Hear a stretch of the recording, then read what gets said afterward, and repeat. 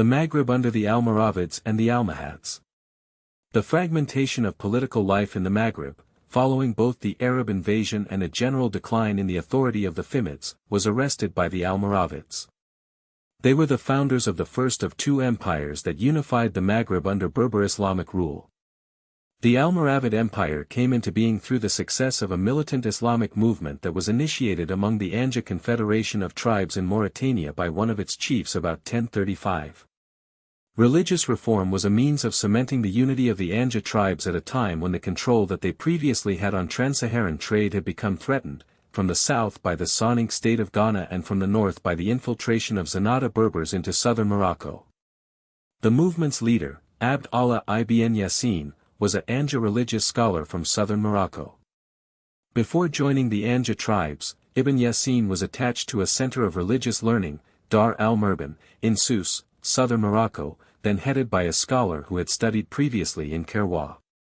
Two theories have been proposed to explain the name al-Murban, i.e., Almoravids, meaning inmates of a rib, fortified monastery, a term by which Ibn Yassin's followers were known.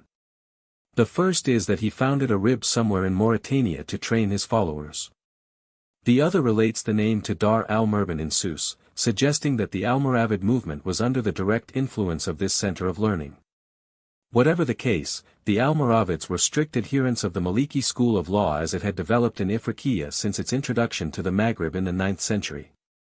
The Almoravids began the invasion of Morocco after consolidating their control over Sijil Massa in 1056.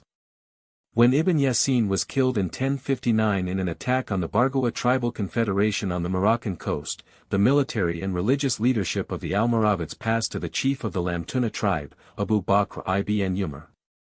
He returned to Mauritania in 1060 to fight against rebels challenging his authority.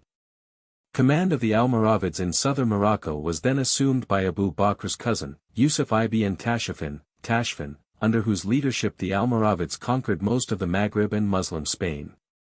By 1082 Almoravid rule extended as far east as Algiers.